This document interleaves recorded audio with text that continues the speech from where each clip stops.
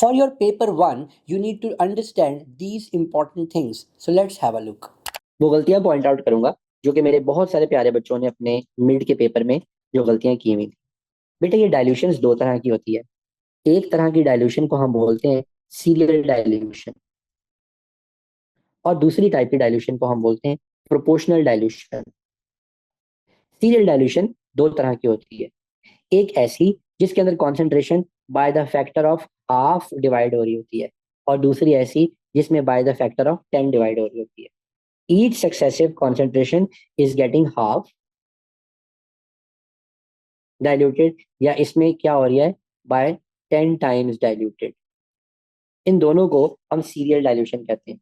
और proportional dilution के अंदर हमारे पास कोई हार्ड एंड फास्ट टारगेट नहीं होता। हमारे पास हो सकता है कि हम एक 10% सोल्यूशन है, इसको हम 8% पे डाइल्यूट कर लें, इसको हम 6% पे डाइल्यूट कर लें, इसको हम 4% पे डाइल्यूट कर लें, इसको हम 2% पे डाइल्यूट कर लें।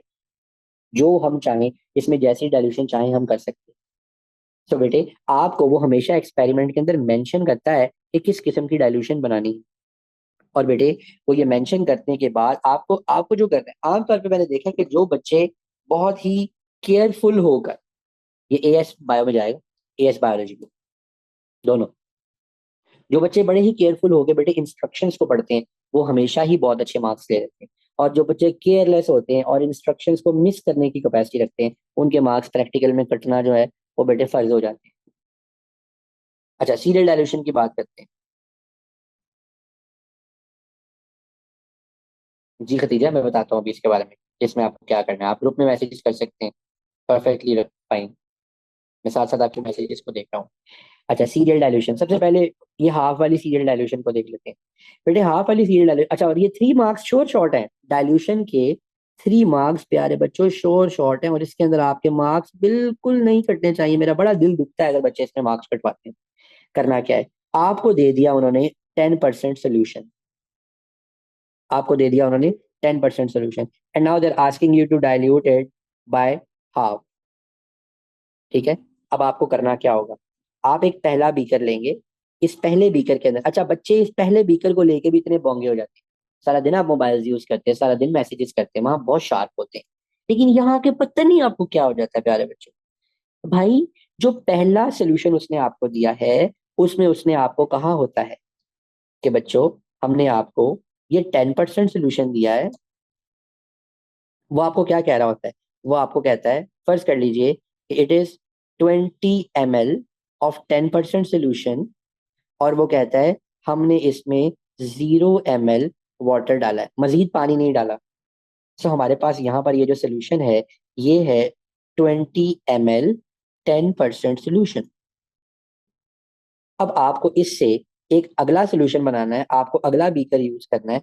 और वो जो अगला बीकर आप यूज करने वाले बेटे उसमें what are you expecting, you are expecting 20 ml 5%, क्योंकि आपने इसको रिड्यूस करना है बाय हाफ। ये काम करने के लिए, ये काम करने के लिए आपको क्या करना होगा, आपको यहाँ से सोल्यूशन उठाना होगा।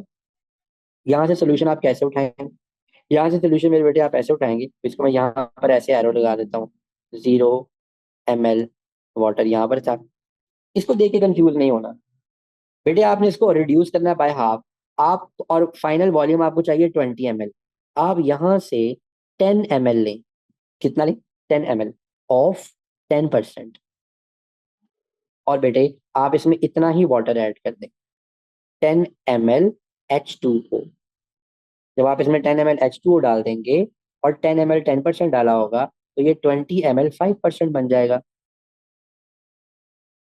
फिर इस तरह आप यहाँ से इसको फर्दर, 5% हो गया आपके पास, आप यहाँ से इसको फर्दर 2.5% पे डाइल्यूट करना चाहते हैं। जाहिर है अगली डाइल्यूशन जो बनेगी तो ये 2.5% डाइल्यूट हो जाएगा। तो ये आपके पास होगा 20 ml 2.5% डाइल्यूशन। इसके लिए आपको क्या करना होगा, अगेन उसी तरह यहां से आप उठाएंगे 10 ml। अब यह क्या उठा रहे हैं, 10 ml ऑफ 5% सोल्यूशन। और इसके अंदर आपको क्या डालना होगा, 10 ml वाटर, 10 ml वाटर। तो ये वो आपके पास जो सोल्यूशन बन जाएगा वैसे मुझे पता है आप सोच रहे होंगे कि सर ये कलर से तो डाइल्यूट लग नहीं रहा। Never mind.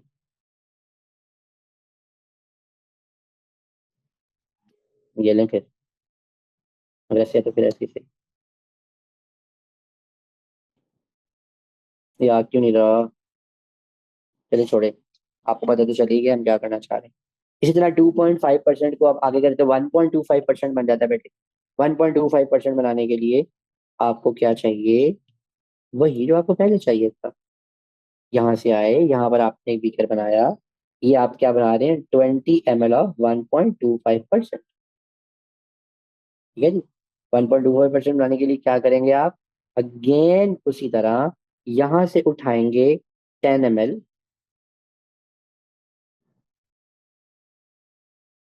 ऑफ 2.5% सोल्यूशन, और इसमें आप डाल देंगे 10 ml वाटर। तो इस तरह आपकी डाइल्यूशन बनती चली जाएंगी। बच्चे एक सवाल अक्सर पूछते हैं कि sir how many dilution you we need to make. तो मैं कहता हूँ बेटे, एटलीस्ट मेक 4 डाइल्यूशंस। कभी कभी वो कह भी देगा आपको कितनी बनानी है, लेकिन आमतौर पे वो नहीं कहता। ये आपके दिमाग पे छोड़ता है वो कि ये बच्चा कितना इंटेलिजेंट है। तो बेटा आपने फुल इंटेलिजेंट होने का मुजाहरा करना है, और आपने एटलीस्ट 4 डाइल्यूशंस मेरे बच्चों जरूर बनानी है। ठीक हो गया, कहानी खत्म। ये तब ये वो है कि जिसमें उसने आपको कहा है कि you have to reduce the concentration by half. और सोल्यूशन कौन सा दिया उसने आपको? 10% सोल्यूशन दिया हुआ है। आगे चलते हैं। अब आपने उसने आपको अगेन एक सोल्यूशन दिया है, और वो सोल्यूशन क्या है? वो 10% है। और वो आपको कह रहा है कि इसको रिड्यूस करो by the factor of 10। By the factor of 10।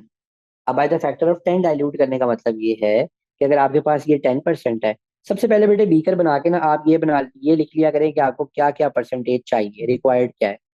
यहाँ पर आपको चाहिए 10, यहाँ पर आपके पास है 10%। यहाँ मेरे बेटे आपके पास आ जाएगी 1%। यहाँ मेरे बेटे आपके पास आ जाएगी 0.1%। और यहाँ आ जाएगी 0.01%। ये पहले बना लिया करें, पहले लिख लिया करें। अब 10% आपने क्या लिख दिया जी? अच्छा जी, ये कितना है जी? 10 ml। ये कितना है जी? 10 ml है। ये कितना है जी? 10 ml है। ये कितना है जी? 10 ml है। 10-10 ml आपके पास ये सारा कुछ हो रहा है। अब आपको इसमें करना क्या है? इसको 10 टाइम्स डाइल्यूट करने के लिए आप क्या करोगे? आप बेटे इसका लोगे। चलिए हो गया है डाइल्यूट। आपने उठाना है इसका 1 ml प्लस 9 ml। आपने इसमें डाल देना है पानी, और उसके बाद आपने इसको शेक करना है।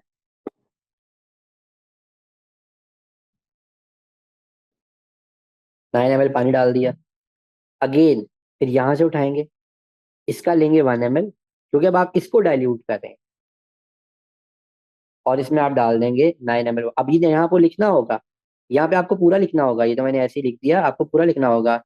1 ml ऑफ 10% सोल्यूशन। यहाँ पे आपको मेंशन करना होगा 1 ml ऑफ 10% सोल्यूशन। उसके बाद आपको यहाँ पे आगे मेंशन करना होगा 1 ml।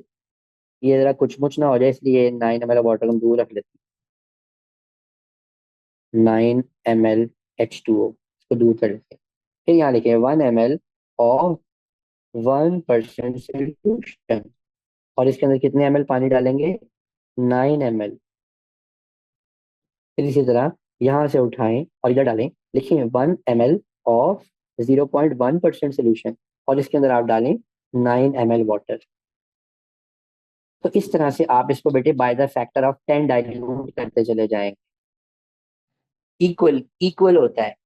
अक्सर वो आपको ये दे देता है बाय द फैक्टर ऑफ 10 वाली डाइल्यूशन, अक्सर वो आपको दूसरी डाइल्यूशन दे देता है। ये दोनों डाइल्यूशन बनाने के बाद तीसरे नंबर पे बेटे हम जरा बात कर लेते हैं प्रोपोर्शनल डाइल्यूशन। और बेटे मैं बड़ी सख्ती के साथ इसमें आपको बताऊंगा कि बच्चे क्या गलतियां करते हैं, और ये गलतियां बिल्कुल बर्दाश्त नहीं है। प्रोपोर्शनल डाइल्यूशन, बेटे इस प्रोपोर्शनल डाइल्यूशन के अंदर जो गलती बच्चे करते हैं वो क्या है? आपके पास एक स्टॉक सोल्यूशन है, this is your stock solution.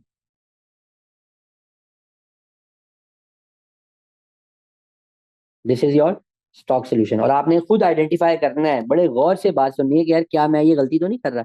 ये वो गलती है जिससे पूरे का पूरा प्रैक्टिकल का बेड़ा गर्क हो जाता है, पूरा प्रैक्टिकल बेकार हो जाता है इस गलती से। आइडेंटिफाई करें। स्टॉक सोल्यूशन है बेटे आपके पास 10% ऑफ एनी सोल्यूशन, कोई भी 10%। बेटे प्रोपोर्शनल डाइल्यूशन में आपने ऐसे नहीं करना कि इसमें से उठाया फिर अगले बीकर में से उठाया फिर अगले बीकर में से उठाया, ये होता है सीरियल। यहां पर आपने सीरियल डाइल्यूशन वाला फॉर्मूला अप्लाई नहीं करना, ये काम नहीं करना आपने हर डाइल्यूशन आपने हर डाइल्यूशन को जीरो से स्टार्ट करना है, और ये जो आपका स्टॉक सोल्यूशन है वहां से नहीं। करेंगे क्या? फॉर एग्जाम्पल उन्होंने आपको, अच्छा इसमें अक्सर आपको एक चार्ट बना के दे देते हैं, इसमें आपको अक्सर वो एक चार्ट बना के दे देते हैं,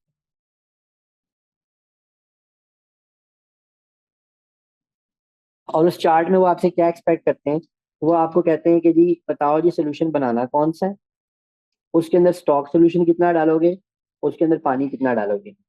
यहाँ पर लिखा हुआ होता है volume of water in ml, यहाँ पर लिखा होता है volume of stock solution in ml, और यहाँ पर आपके पास लिखा होता है फाइनल कॉन्सेंट्रेशन। अब वो आपको यहाँ पर बताएगा जी पहली वाली क्या है जी, आपके पास 10% है,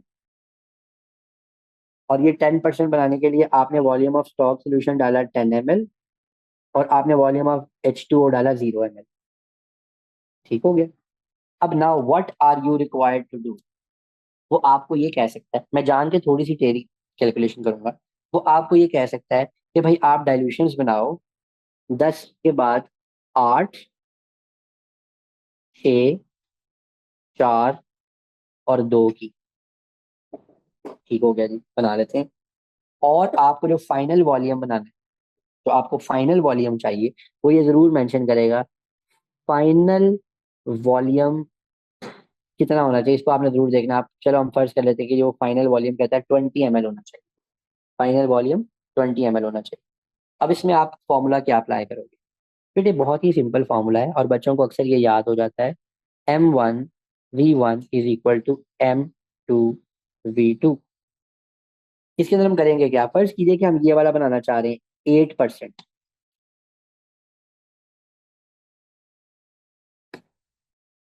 आपके पास M1 क्या है?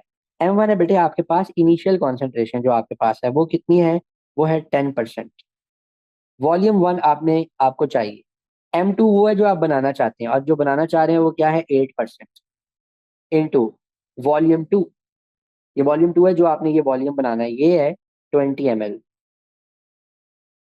इंटू शेप को बंद कर देते, ये क्या है मेरे बेटे? 20 ml। अब आप क्या करेंगे? V1 is equal to 8 × 20 divided by 10। ठीक हो गया? अब इससे होगा क्या?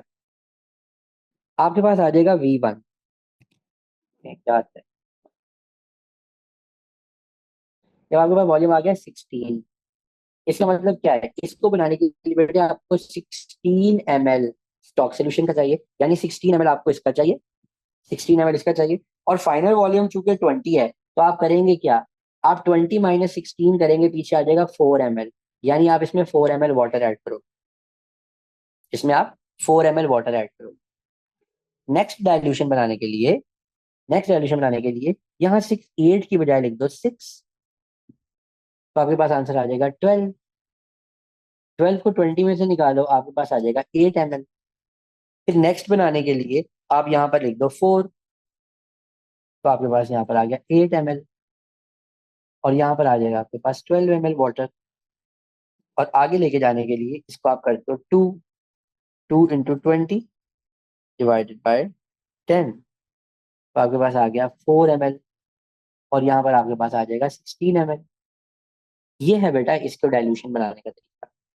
जब वो आपको डाइल्यूशन के अंदर इस तरह का एक चार्ट दे दे, और आपको कह दे कि भाई आपको इस तरह की प्रोपोर्शनल डाइल्यूशन, वहां बेटे आपने एक डाइल्यूशन से अगली डाइल्यूशन बनाने की कोशिश नहीं करनी। तो ये पहली इंपॉर्टेंट चीज है जो कि मेरे बेटे आपको पता होनी चाहिए। उससे अगली डाइल्यूशन बनाने की कोई जरूरत नहीं। अच्छा, टेंशन नहीं लेनी। जैसे ही टाइम आउट होगा 3-4 मिनट के बाद मैं आपको दोबारा लिंक भेजूंगा, हम दोबारा ज्वाइन करेंगे, क्योंकि जूम का जो स्क्रीन रिकॉर्डर है ये बहुत अच्छा है और गूगल मीट का स्क्रीन रिकॉर्डर इतना अच्छा नहीं है। इसीलिए हमें थोड़ा सा 2-4 मिनट का गैप भी मिल जाएगा, डजेंट मैटर। ठीक है। अच्छा जी, बच्चे ने सवाल पूछा है, sir then the volume of 10% concentration should be 20 centimetre cube. बेटे वो आपको जो कॉन्सेंट्रेशन है, वो जो पहला वाला क्या कहते हैं वॉल्यूम है, वो आपको खुला डुला देंगे जिससे आपने डाइल्यूशंस बनानी।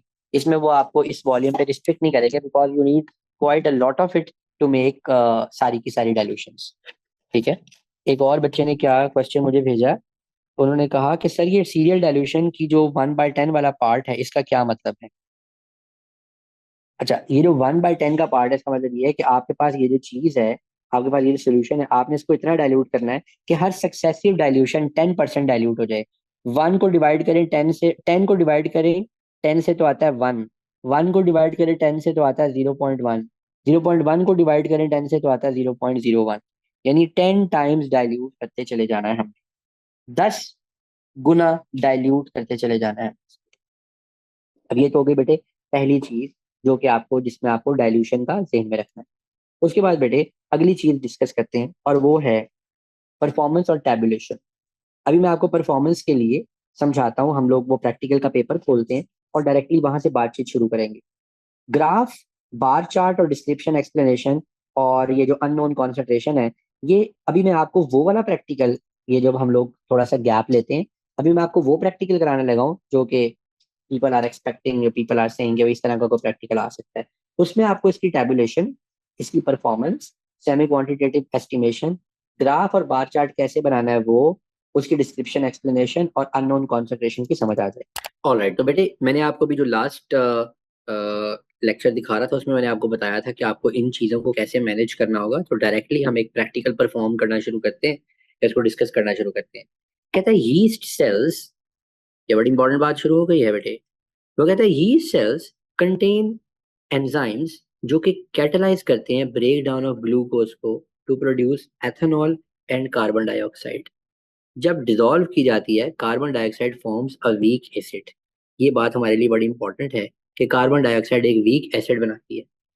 जो एक्टिविटी ऑफ यीस्ट है उसको हम डिटरमिन कर सकते हैं by measuring the change in pH using in universal indicator paper.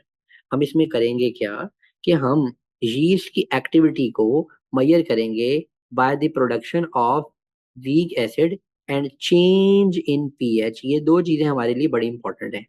जैसे मैं यहाँ रुक रुक के ठहर ठहर के बात कर रहा हूँ, आपको भी इसी तरह अपने आप से बात करनी है प्रैक्टिकल में कि यहाँ पर क्या होने वाला है। कहता है कि जैसे जैसे यीस्ट ग्लूकोज को ब्रेक डाउन करती चली जाती है, concentration of ethanol becomes toxic and yeast cells are killed. यानी इसका मतलब ये कि जैसे जैसे कॉन्सेंट्रेशन इथेनॉल की बढ़ती चली जाती है, वो ही यीस्ट को किल करवाना शुरू कर देता है, यीस्ट को मारना शुरू कर देता है। और बेटे जब यीस्ट किल हो जाएगी तो एक्टिविटी जो है इसकी, यीस्ट की जो एक्टिविटी है वो भी कॉम्प्रोमाइज हो जाएगी, वो भी स्लो डाउन हो जाएगी, वो भी कॉम्प्रोमाइज हो जाएगी। अब आपको क्या करना है, आपको इन्वेस्टिगेट करना है effect of different concentration of ethanol on the activity of yeast cell. ऊपर उसने एक कहानी सुनाई, यहाँ दूसरी कहानी सुनाई, और ये हमारे पास मेन चीज है जिसको कि हम अभी स्टडी करने वाले हैं। हम ये देखेंगे कि डिफरेंट कॉन्सेंट्रेशन जो इथेनॉल की है वो यीस्ट की एक्टिविटी के ऊपर कैसे असरअंदाज होती है। और यीस्ट की एक्टिविटी को ऑब्जर्व करने के लिए हम इसके अंदर जो हमारा इंडिकेटर है, जो पीएच का इंडिकेटर है, वो यूज करेंगे। यानी हमें इथेनॉल की डिफरेंट कॉन्सेंट्रेशंस यानी डिफरेंट डाइल्यूशंस बनानी होंगी, हमें इथेनॉल की डिफरेंट डाइल्यूशंस बनानी होगी। फूड ग्रेड आइटम होती है, कोई खतरा नहीं है इससे हमें। ठीक है। और हमें इसके अंदर क्या कहते हैं जो यीस्ट की एक्टिविटी है उसको देखना होगा। हमें क्या क्या दिया गया है, हमें 15% एथेनॉल दी है, उसका नाम ई है। ये इसको आग लग जाती है तो जरा ख्याल से। हमें वाटर दिया है, हमें एक अननोन कॉन्सेंट्रेशन ऑफ एथेनॉल दी है। ये जो अननोन कॉन्सेंट्रेशन होती है ना, हम जिसको सेमी क्वांटिटेटिव एस्टिमेशन बोलते हैं, वो सेमी क्वांटिटेटिव एस्टिमेशन है ही ये कि इसके अंदर हमने इस अननोन कॉन्सेंट्रेशन को प्रिडिक्ट करना होता है। हमने बताना होता है कि ये कितनी हो सकती है या किस रेंज में। अब इसको हम सेमी क्वांटिटेटिव क्यों कहते हैं? तो बेटे हम हमेशा ये बता पाते हैं कि ये किस रेंज में आएगी, हम कभी भी एग्जैक्ट नहीं बता पाते। हम कभी भी एग्जैक्ट नहीं बता पाते, इसीलिए इसको सेमी क्वांटिटेटिव कहा जाता है। It's not just quantitative, it's semi quantitative.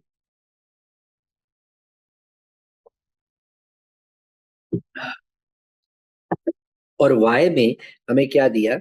हमें दी है बीकर और 6 टेस्ट ट्यूब्स दिए जिसमें 1-1 ग्राम ड्राई यीस्ट डालिए हर ट्यूब में। और हमें क्या दिया हुआ है? Glucose solution. ये ग्लूकोज सोल्यूशन इसलिए दिया है, ये हमारी यीस्ट को एक्टिवेट करेगा। ठीक है। और हमें यूनिवर्सल इंडिकेटर पेपर दिया है जिसके साथ हमें कलर चार्ट दिया है, जिसको कि हम देख कर बता सकेंगे कि भाई कितना कितना हमारी पीएच का चेंज आ रहा है। और इसकी हमें दी हुई है 3 लेंथ, 3 लेंथ दी हुई है इसकी हमें। वो कहता है कि आप, रेकमेंडेड है कि आप सूटेबल आई प्रोटेक्शन कर लो, बिकॉज इथानॉल जो है वो बहुत ही ज़्यादा हाईली फ्लेमेबल है। अगर आपकी स्किन के साथ कांटेक्ट में आता है तो उसको साफ कर लो, वैसे होता कुछ नहीं है इससे। ठीक है। और इसको कवर्ड रखो, बिकॉज ये वॉलेटाइल होता है, ये इवेपोरेट कर सकता है। ठीक है।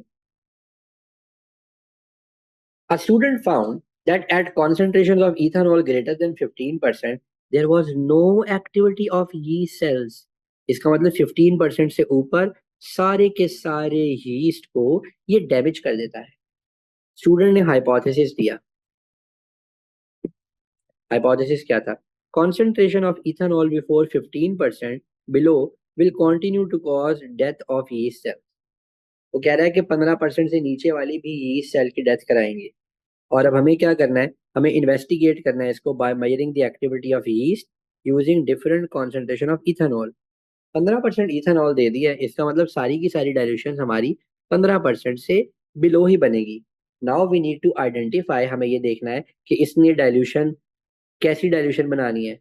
15 से ये क्या कहते हैं 7.5 बनवा रहा है, यानी हाफ करवाना चाह रहा है, या 15 से ये 1.5 कराना चाह रहा है, या क्या कराना चाह रहा है। तो हम देखते हैं कि उसने हमें क्या क्या कहा हुआ है। You will need to make a serial dilution of 15% ethanol। अब बेटे इसको आपने हाईलाइट कर लेना है। Which reduces the concentration by half between each successive dilutions। आधा डाइल्यूट करे। You need to prepare 20 ml of each concentration of ethanol। आपको जो फाइनल कॉन्सेंट्रेशन चाहिए वो 20 ml चाहिए। 1.1 शो करता है पहले 2 पीकर, जैसा कि आप यूज करेंगे और ये सारा कुछ करेंगे। चलो हम ये, अब ये बात मैं आपको बता चुका हूँ, यहाँ पर इसको हम डायरेक्टली सॉल्व करना शुरू करते हैं। तो बेटे यहाँ मुझे लिखना होगा, ये 15% है तो यहाँ पर मुझे क्या लिखना होगा? 20 सेंटीमीटर क्यूब ऑफ 7.5% इथानॉल। ठीक हो गया। अब ये बनाने के लिए आपको पता है कि हमें क्या करना होगा? अगर हमें फाइनल वॉल्यूम 20 ml चाहिए, ठीक है, हर किसी का फाइनल वॉल्यूम 20 ml चाहिए, तो हम क्या करेंगे? हम यहां से इसको उठाएंगे 15 ml, 15 ml उठाएंगे यहां से इस सोल्यूशन को, प्लस 15 ml हम इसमें पानी डाल लेंगे।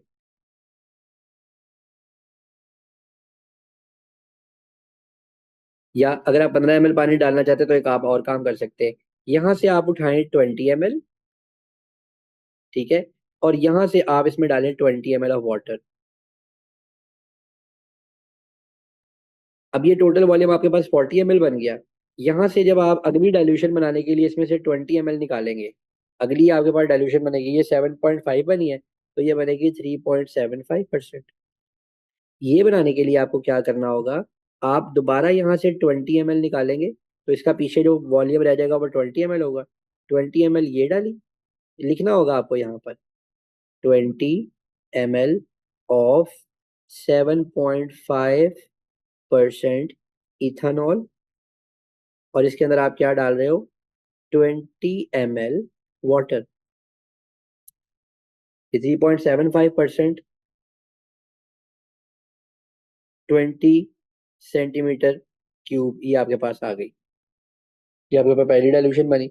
इसी तरह बेटे अगली डाइल्यूशन बनाने का तरीकाकार क्या है, उसी तरह आप यहाँ पर लिखें, ये बनेगा 1.875%। ठीक है, 1.87 भी काफ़ी है। ठीक है, 1.87 आप लिखेंगे, 1.87%, 20 ml इसका वॉल्यूम है। इसके लिए भी आप क्या करेंगे, यहाँ से उठाएंगे 20 ml, यहाँ पे लिखेंगे 20 ml ऑफ 3.75% इथेनॉल, प्लस इसके अंदर आप 20 ml वाटर डाल देंगे। ठीक है जी। उसके बाद इसकी एक डाइल्यूशन आप, और मैंने आपसे कहा था एटलीस्ट 4 डाइल्यूशन आपने बनानी है, एटलीस्ट 4। इसके बाद इससे आगे फर्दर एक और डाइल्यूशन आप बना लें, और वो कितनी बनेगी, ये 1.87 है, तो 1.87 को डिवाइड करते हैं 2 से, ये ऑलमोस्ट बन जाएगा 0.9375। तो आप यहाँ पे लिखें 20 ml, ये परसेंट 20 ml सोल्यूशन, इसमें ये 20 ml डाला, 20 ml H2, 20 ml वो डाला, इसमें डाले 20 ml ऑफ 1.875%, प्लस इसमें आपने क्या डाल दिया, 20 ml ऑफ वाटर। अब बेटा ये जो फाइनल वॉल्यूम है ना यहाँ पर, ये आपके पास 40 ml आ जाएगा, डजेंट मैटर। जो उसने आपको वर्किंग वॉल्यूम दिया है उससे कम नहीं होना चाहिए, अगर उससे ज्यादा आपके पास बन रहा है तो डजेंट मैटर।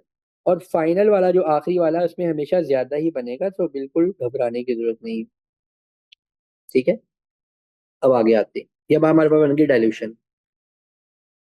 अच्छा जी, अब हमारे पास जरा बड़े बड़े धीरज और बड़े एहतियात से इसको देखेगा कि हमने क्या करना है। वो कहता है कि prepare the concentration of ethanol as shown in figure 1.1, बना ली, और ग्लास रॉड से आप इनको मिक्स कर लो। अब आप टेस्ट ट्यूब्स लोगे, आप टेस्ट ट्यूब्स कौन सी लोगे, एक,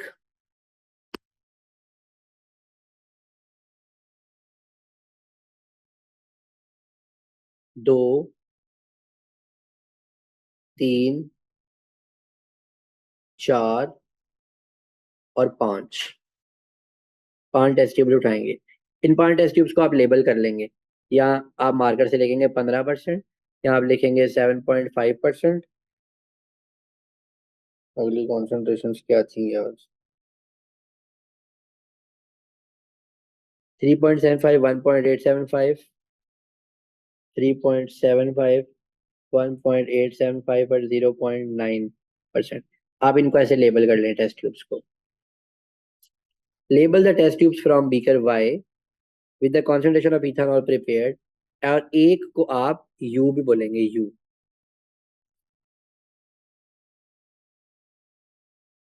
ये 0.9 आ गई, और एक जो आपके पास ये है, ये क्या है, you.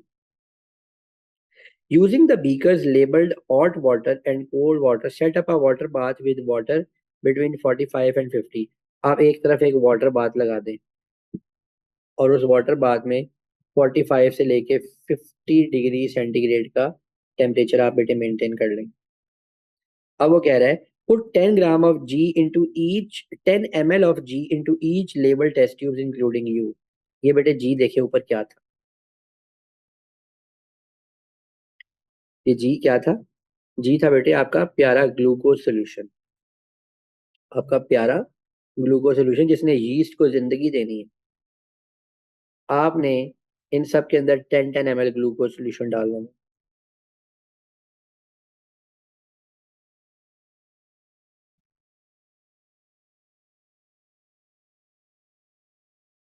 10 ml, 10 ml, 10 ml, 10 ml, 10 ml and 10 ml। Mars पूछ रहा है व्हाट आर एल्जिनेट बीड्स। ये वाटर बाथ प्यारे बच्चों आपको बना बनाया मिलेगा, बताता हूँ भाईजान एल्जिनेट बीड्स क्या है। और हाँ, एक और इम्पोर्टेंट बात, मैं आपके साथ एक डॉक्यूमेंट फॉर्म में एक डॉक्यूमेंट भी शेयर करूंगा, जिसमें मैं आपको इम्प्रूवमेंट्स बताऊंगा, हर तरह के पॉसिबल प्रैक्टिकल के अंदर क्या क्या इंप्रूवमेंट्स आपको लिखनी है, उसके मैं आपको भी नोट्स बना के दूंगा, ताकि वो आप उसको आप एक ही मरतबा रट्टा मार लें। हाँ हाँ, वो उसने वो टेम्परेचर मेंटेन के लिए कर कह रहा है, लेकिन इतना बड़ा कंसर्न नहीं है, हमारे पास वाटर बाथ है। What is U test tube for, बेटा ये जो यू टेस्ट ट्यूब है ये एक अननोन कॉन्सेंट्रेशन है एथेनॉल की, जिसको कि हमने फाइंड आउट करना है। हमारे पास जो भी रिजल्ट्स आ रहे होंगे ना, ये यहाँ से जो भी रिजल्ट आएगा, यहाँ जो यहाँ यहाँ यहाँ, हम इन रिजल्ट्स को कंपेयर करेंगे यू के साथ और हम देखेंगे कि हमारा यू जो है वो इनमें से किसके क्लोजेस्ट आ रहा है। तो हम ये प्रिडिक्ट कर देंगे कि लो जी जो अननोन कॉन्सेंट्रेशन थी that is between this and this and this, ठीक है। अच्छा बेटे, अब हमने क्या किया कि हमने इसमें सब में 10-10 ml घी भी डाल दिया, ग्लास रॉड से मिक्स भी कर दिए कंटेंट्स को। Put the test tube in water bath as set up in step 3 for 5 minutes. इन सबको उठाकर आपने ये ग्लूकोज सोल्यूशन को गर्म करना है और इन तमाम को उठाकर आपने इसके अंदर रख देना है। ये आप किस लिए कर रहे हैं? ये आप एक्चुअली ऑप्टिमम टेम्परेचर पैदा करवाने की कोशिश कर रहे हैं यीस्ट के लिए। यीस्ट के लिए ऑप्टिमम टेम्परेचर की बात करने वाले। Put the test tubes in water bath. अच्छा जी, वाटर बाथ में डाल दी। Cut the universal indicator paper P into approximate इतनी इतनी length. You will need 2 papers for each of the ethanol concentration as prepared. Step 1 and 2 pieces for ये सब के लिए आप काट के रख लो। 5 मिनट के बाद put 10 ml of 15% ethanol into test tube labeled 15% and shake gently to mix. Then return it into water bath. अब आपने पहले क्या किया हुआ था, इसमें आपने सिर्फ ग्लूकोज सोल्यूशन डाला हुआ था। अब ये येलो कलर से मैं इसमें एथेनॉल ऐड करवा रहा हूँ। आपने इसमें एथेनॉल डाली, ठीक है जी, इसमें 15% डाली। Repeat the step 8 with other concentration and with you. अच्छा, यहाँ पर आपने 7.5% एथेनॉल, 3.7%, 1.8%, 0.9 और यहाँ पर अननोन कॉन्सेंट्रेशन ऑफ इथेनॉल डाल। मैं यहाँ पर आपको लेबल करके दिखा भी देता हूँ। This is glucose, this is ethanol dilution जो कि अभी हमने बनाई है। ठीक हो गया। और उनको दोबारा उठा के वाटर बाथ में रख देना।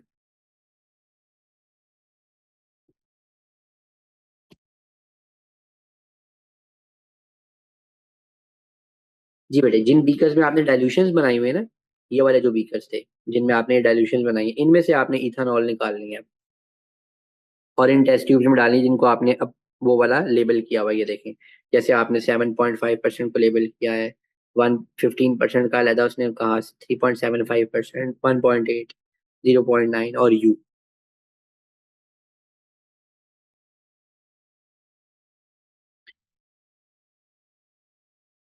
अच्छा, अब इनमें क्या होगा बेटे, इनमें आप ऑलरेडी ये जो टेस्ट ट्यूब्स थी बेटे, इनमें एक चीज और जो ऐड हो चुकी थी जिसको हम इग्नोर कर गए हैं, वो ये पहले 1 ग्राम ऑफ ड्राइड यीस्ट हर किसी में पहले से मौजूद था।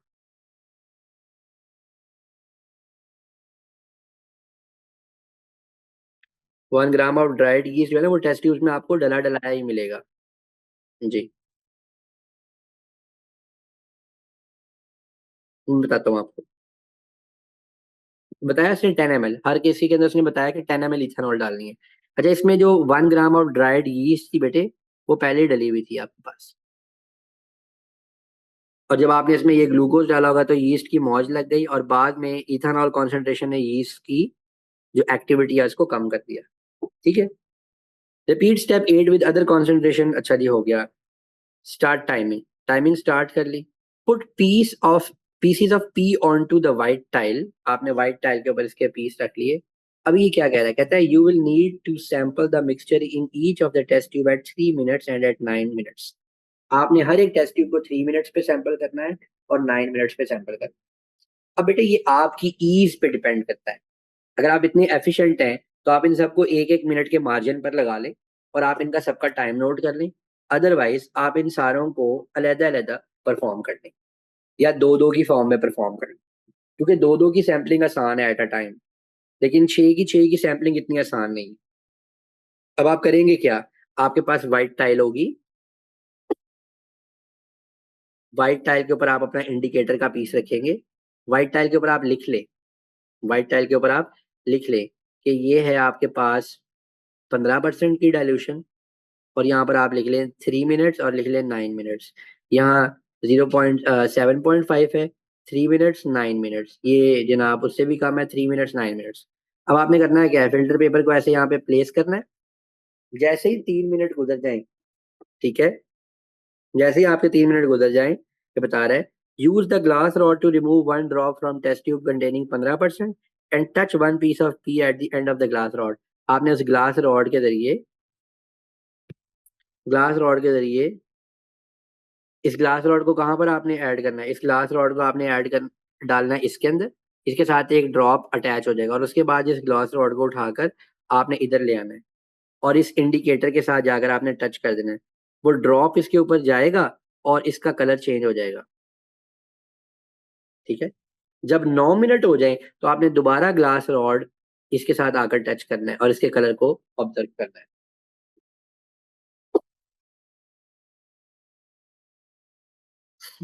टाइम तो लगेगा, मार्क्स भी आएंगे। मैंने बताया कि ये आपका अपना तरीका कार है। अगर आप उसको साइमल्टेनियसली मैनेज कर सकते हैं तो आप कर सकते हैं। उसका तरीका कार क्या होगा कि आप पहले इसकी सारी की सारी लेबलिंग करके रख लें, ठीक है, और जैसे ही 3 मिनट हो फिर आपने पैनिक नहीं करना। जैसे ही 3 मिनट हो, लेकिन इसमें करना क्या होगा, आपको हर मरतबा डिप करने के बाद ग्लास रॉड को अच्छी तरह से वाइप करना होगा, उसको पानी से रिंस करना होगा। वो करते करते आपके 10 से 15 सेकंड तो जाएंगे और जल्दी जल्दी में बाजू का टेस्ट ट्यूब्स गिर जाती हैं, बाजू का इस तरह की चीजें हो जाती हैं। So that is not that is not very much recommended.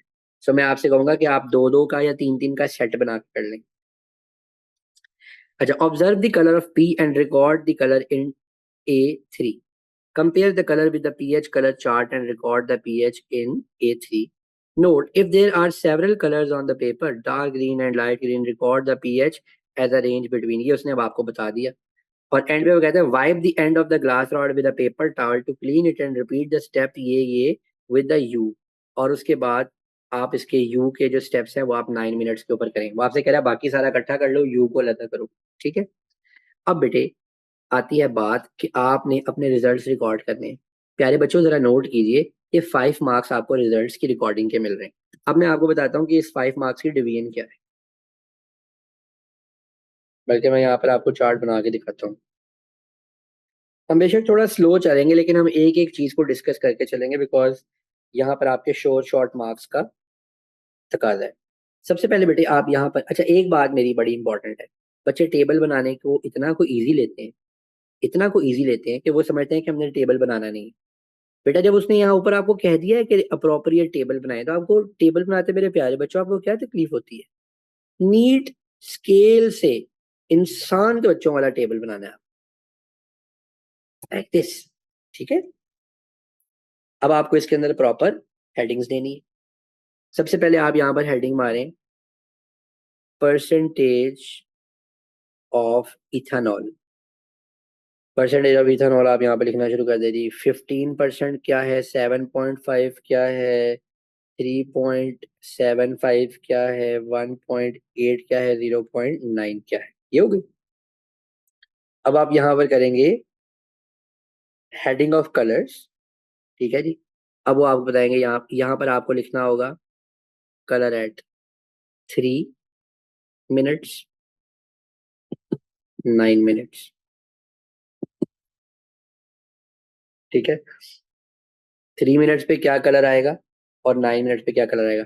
अब आप यहाँ पर कलर भी मेंशन करें और आप साथ यहाँ पर पीएच भी मेंशन करें। कलर भी मेंशन करना है और पीएच भी मेंशन करनी है। और पीएच होल नंबर में आपने जाहिर है होल नंबर में करेंगे आप चार्ट के साथ जो देख रहे हैं, तो चार्ट में तो इतनी कोई वो नहीं होती ना। सर एक टेबल जब बनता है जनरली उसके अंदर डाटा लाजमी होना क्या चाहिए, बेटा उसमें जो आपकी ऑब्जर्वेशन आ रही है ना वो उसके अंदर होनी चाहिए। जैसे आपने बताना है कि 15% इथेनॉल 3 मिनट्स के ऊपर क्या कलर और पीएच दे रहा था, 9 मिनट्स पे क्या कलर और पीएच दे रहा था। हाँ, आमना ने बेटी ने ये सवाल पूछा कि अगर आपको ट्रेंड नहीं मिल रहा, बेटे होना तो ये चाहिए। अब इसमें अकल की बात ये कहती है कि ट्रेंड ये होना चाहिए कि जो आपकी परसेंटेज ऑफ इथेनॉल है, जैसे जैसे ये डाउन हो जाए वैसे वैसे एक्टिविटी इनहांस होनी चाहिए, वैसे वैसे ज्यादा एसिडिक की तरफ जाना चाहिए और एसिडिक की तरफ जाना चाहिए। 3 के अंदर कम ट्रेंड आना चाहिए और 9 के अंदर जो ट्रेंड है वो प्रॉपर इस्टेब्लिश्ड होना चाहिए, क्योंकि इसको बहुत ज्यादा एक्सपोजर मिल जाएगा। आमतौर पर ना बच्चे क्या करते हैं, कि बच्चे पहले 15 और 7.5 वाले को चेक कर लेते हैं कि इसके क्या रिजल्ट्स आ रहे हैं, और उसके बाद अपने रिजल्ट्स को खुद ही ऑल्टर करते करते एक ट्रेंड बना के मोर एसिडिक की तरफ लेके जाते रहते हैं। आपको पता है कि आपके इस जो आपको यहाँ पर रिजल्ट्स मिल रहे हैं, ठीक है, इसमें आपको ये जो 5 मार्क्स हैं, इसमें आपको 1 मार्क मिल रहा है परसेंटेज ऑफ एथेनॉल लिखने का, दूसरा मार्क मिल रहा है 3 यूनिट्स 3 मिनट्स लिख के डाटा, और 1 मार्क मिल रहा है ये, 3 नंबर इसके, और 2 मार्क आपको ट्रेंड के मिल रहे हैं। अगर आपका ट्रेंड आगे पीछे ऊपर नीचे गलत हो भी जाएगा तो प्यारे बच्चों आपके 2 से ज्यादा मार्क्स नहीं कटेंगे, लिहाजा घबराने का कोई इतना बात नहीं है। लेकिन जी, जी कलर और पीएच की हेडिंग्स देनी है बेटे। उसके बाद वो आपसे पूछ रहा है state the colour and pH of U at 9 minutes. बेटे यहाँ पर आपने क्या करना है, आपने यहाँ पर ऑनेस्टी का मुजाहिरा करना है, ऑनेस्टी का। कुछ फर्क नहीं पड़ेगा अगर ये गलत भी हो गया आगे पीछे भी हो गया, आपने ऑनेस्ट रहना है, ठीक है जी। अच्छा जी, क्योंकि इसका आपको एक ही वो मिलेगा। बच्चा पूछ रहा है कि सर मेरी स्लाइड कभी सही नहीं लगती, इफ पॉसिबल 5 मिनट ही लगाएंगे स्कूल लैब में, समझा दें किसी भी दिन, एएस की क्लास हुई बेशक तब समझा दें। ये जो बच्चे मेरे स्टूडेंट्स हैं ना, नेक्स्ट वीक में जैसे क्रेसेंट वालों का मैंने मंडे को यही वाला प्रैक्टिकल अरेंज कराया है, एक एक बच्चे के सर पे आके देखूंगा कि क्या हरकतें आप कर रहे हैं। इसी तरह काइजन का भी मैंने मंडे को प्रैक्टिकल लगवाया हुआ है। इसी तरह आईवी वालों का मैंने ट्यूसडे को प्रैक्टिकल लगवाया हुआ है। जितने भी मेरे बच्चे अपेयर हो रहे हैं, मंडे और ट्यूसडे को मैंने सबके प्रैक्टिकल स्कूल में करवाने हैं। और एलजीएस वाले बच्चे उनको मैंने बहुत प्रैक्टिकल्स करवाए हैं, उनको ऑलमोस्ट उनकी सब चीज़ों की प्रैक्टिस है, ठीक है जी, क्योंकि वहाँ आपकी लैब जो है वो बंद हो गई है सी है इसके लिए। अच्छा जी, यहाँ पर जो भी आएगी एस्टिमेशन आपने 0 से लेके वहां तक, अगर ये मतलब हाफ है 7.5 है, आप बता दो यहाँ आ रही है, यहाँ आ रही है, कहाँ आ रही है। अब ये मेरा इतना बड़ा कंसर्न नहीं। नीचे आते कहता है स्टूडेंट्स हाइपोथेसिस स्टेटेड। अब यहाँ पर देखो मार्क्स की डिवीजन कैसे मूव कर रही है। खिजर बेटा क्या बात कर रहे हो, खिजर क्या बात कर रहे हो सर, तो हम दो वैल्यूज प्रॉपर रिकॉर्ड करके बाकी वैल्यूज का ट्रेंड एस्टिमेट करके लिख सकते हैं बेटा। परफॉर्म करें लेकिन साथ अपना दिमाग यूज करें, मैं यही कह सकता हूँ। परफॉर्म जरूर करें, लेकिन अगर कोई बहुत ही लोचा हो रहा है तो कोई बात नहीं, आप उसको मैनेज कर लें, ठीक है। फिर बेटा डेंजरस बातें ना करो। अच्छा, the students hypothesis for IB students practice going to be arrange again. क्या हो चुका है, अगेन होगा पुत्र, अगेन, किसी को भी अभी ये करवाया नहीं है। Concentration of ethanol below 15% will continue to cause the death of yeast cells. अच्छा जी, बिलो 15% जो है वो यीस्ट सेल्स की डेथ करवाती जाएगी। स्टेट वेदर यू सपोर्ट और reject this hypothesis, explain your result, provide evidence for this decision. Support करते हो या आप इसको रिजेक्ट करते हो, आपको ये बताना है, और आपको साथ रीजन भी देना है कि क्या है। अब बेटे आपके पास इसमें आपने 1 मार्क मिलेगा, आपकी 2 मार्क्स मिलेंगे आपको आपकी एक्सप्लेनेशन के, क्योंकि इसमें सारी की सारी कहानी ही एक्सप्लेनेशन की है, ठीक है जी। और डाटा का आपने रेफरेंस देना है। अगर तो यहाँ पर अगर डाटा नीचे जाते जाते एसिडिक हो रहा है और एक्टिविटी इंक्रीज हो रही है तो आपका हाइपोथेसिस रिजेक्ट हो जाएगा। लेट्स सपोज इसको बेटा आप मेरे पे ना मत रहिएगा, वहां पर जो आ रहा होगा ट्रेंड आपने उसको ही फॉलो करना है। लेट्स सपोज कि जैसे जैसे डाइल्यूशन आ रही थी इथेनॉल की, वैसे वैसे it was going towards more acidic value, यानी ईस्ट की एक्टिविटी ज्यादा आ रही थी, ईस्ट की एक्टिविटी ज्यादा आ रही थी, तो हम ये कहेंगे कि we reject it,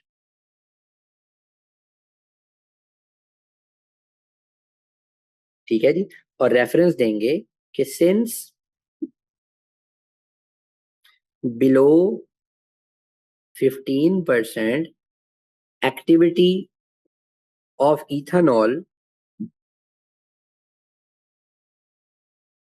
was increased. जो इथेनॉल की एक्टिविटी है वो activity of yeast was increase, यार मैं क्या कह, activity of yeast was increased, so we reject this hypothesis. अब इसके अंदर वो कहता है कि एक सोर्स ऑफ एरर बताओ। मैंने आपको इसके ऊपर एक डॉक्यूमेंट भेजना है जिसमें हर तरह की जो आपके पास है ना, क्या कहते हैं, एक्सपेरिमेंट्स, उनमें सोर्सेज ऑफ एरर्स मैं आपको बताऊंगा कि क्या क्या हो सकता है। ठीक है, इसके अंदर एक सोर्स ऑफ एरर क्या हो सकता है? Difficulty in judgement of colour. यानी अगर कमरे में लाइट कम है, ज्यादा है, लैब में लाइट, डे लाइट है, नहीं है, और वो कलर को जज नहीं कर पा रहा वो, एंड पीएच का कोई चार्ट खराब हो जाए, पीएच पेपर सही तरीके से काम ना करे वो। ठीक हो गया। अच्छा जी, अब आ जाते हैं बेटे अगले पार्ट के ऊपर। बेटे जब इसके अंदर आप अपने मार्क्स लूज करते हैं तो यकीन माने मुझे इतना दुख होता है कि मैं आपको बता नहीं सकता। ये ग्राफ प्लॉट करना है आपने। आपको दिया है, उसने कहा student investigate activity of yeast cell and glucose by measuring the release of carbon dioxide given off over a period of 11 minutes. The carbon dioxide was measured by recording the volume of gas collected in graduated test tube and the temperature was kept constant at 25 degree. All the other variables were standardized. ठीक हो गया जी। अब आपने क्या करना है, time आपके पास 0 से स्टार्ट हो रहा है और यहाँ पर वॉल्यूम ऑफ कार्बन डाइऑक्साइड आ रहा है। मैक्सिमम है 0.84 और मिनिमम है 0.18। ठीक है जी। तो अगर हम इसको 0.0 से स्टार्ट करते हैं, 0.10, 0.15, 0.20 लेके चलते हैं 0.25, या ये ऊपर 84 तक जा रहा है तो 0.1020 करके 10, 20, 30, 4, 5, 6, 7, 8 तक हम इसको आगे ले जाएंगे। ठीक है जी। करना क्या होगा, जो बच्चे गलती करते हैं, बेटे आप अपने 4 मार्क्स के ग्राफ के लिए क्यों अपने एक्सिस को लेबल नहीं करते? ठीक है जी। एक्स एक्सिस के ऊपर आपने क्या लिखना है, वाई एक्सिस के ऊपर आपने क्या लिखना है? वॉल्यूम ऑफ कार्बन डाइऑक्साइड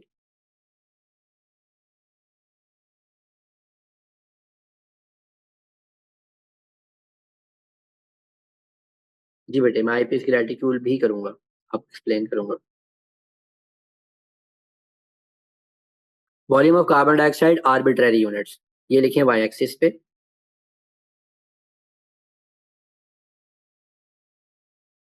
और यहाँ नीचे आप क्या लिखेंगे? Time minutes. बताएं जी। 0, 3, 6, 8, 11, 0, 5, 10, 15, 20, 25, 30। जरा रेंज देखते हैं क्या बन रही है। हमारे पास मैक्सिमम 11 पे जा रहा है तो हम इसको और भी ज्यादा वो कर लेते हैं, और ज्यादा फैला लेते हैं। 2.5, 7.5, 10, 12.5 और आगे हम चले जाएंगे। ठीक है, 0.25 जो है इसको हम बढ़ाते चले जाएंगे। देखिए जी, वॉल्यूम क्या आ रहा है आपके पास, यहाँ 0.18 है। ठीक है, वहां से शुरू करें, 0.84 तक चले जाएं। How do we get to know which one is dependent and which one is independent in our data? सुभान अल्लाह, सुभान अल्लाह। बेटे आपके पास यहाँ पर जो वॉल्यूम है, आपने ये कॉन्सेप्चुअली देखना है। आपने ये कॉन्सेप्चुअली देखना है कि आपके पास कौन सी चीज किस चीज के ऊपर डिपेंड कर रही है। जैसे इस केस के अंदर आपके पास कौन सी चीज इंडिपेंडेंट है, कौन सी चीज, ये तो ये थ्योरेटिकल बात है। ये कौन सी बात है? ये थ्योरेटिकल बात है। और थ्योरी में आपको पता चलेगा कि एक चीज दूसरी चीज को इन्फ्लुएंस कर रही है। ठीक है जी। अब यहाँ पर वो किसका देख रहे हैं, वो टाइम का इम्पैक्ट देख रहे हैं यीस्ट की एक्टिविटी के ऊपर, और इंडिकेटर हमारे पास आ रहा है वॉल्यूम ऑफ कार्बन डाइऑक्साइड। ठीक है, तो यहाँ पर हमारे पास जो वॉल्यूम ऑफ कार्बन डाइऑक्साइड है वो डिपेंड कर रहा है कितने कितने टाइम के ऊपर इसको एक्सपोज किया जा रहा है। तो टाइम यहाँ इंडिपेंडेंट है और वॉल्यूम ऑफ कार्बन डाइऑक्साइड यहाँ पर डिपेंडेंट है।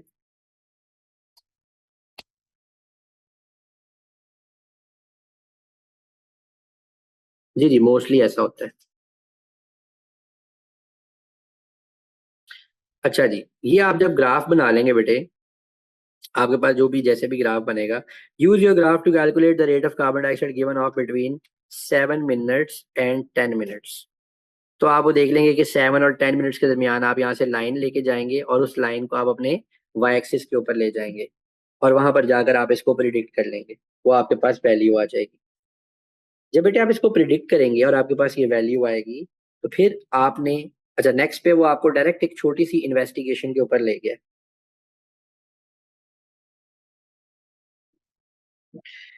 कहता है describe how would you modify this investigation to determine the effect of temperature on release of carbon dioxide from yeast cell suspension. सारा कुछ सेम रखें, 3 मार्क्स हैं, सारा कुछ बेटे आप सेम रखें। आप एक वाटर बाथ लेके आए, ठीक है, उसके ऊपर आप एक रेंज ऑफ टेम्परेचर सेट करें, एटलीस्ट 5 टेम्परेचर्स, एटलीस्ट 5 टेम्परेचर्स, ठीक है जी। और आप सारी की सारी चीजें सेम रखें, आप ईस्ट और ग्लूकोज सेम रखें, मास जो यूज करें, वॉल्यूम जो यूज करें, सारा कुछ सेम रखें। और उसके बाद आप उसके अंदर जो कार्बन डाइऑक्साइड की प्रोडक्शन है उसको नोट करें। Note down the production of carbon dioxide. आपको पता चल जाएगा कि भाई इसके अंदर हमारे पास अ, जी इम्प्रूवमेंट वाला भी पीडीएफ सेट। नहीं, आप आपको अपने ग्राफ को, नहीं ऑकवर्ड नहीं, ऑकवर्ड होता है अगर आप 2 1 2 2 2 3 पे चले जाते हैं। आपको अपने ग्राफ को ऐसे ही यूटिलाइज करना है कि आप at least 75% of your graph area उसको यूज करें। अगर आप इसको रिड्यूस करके 50% ग्राफ एरिया पर लेके आते हैं, तो फिर इसका मतलब ये है कि आपको मार्क आपका जरूर कटेगा वहाँ।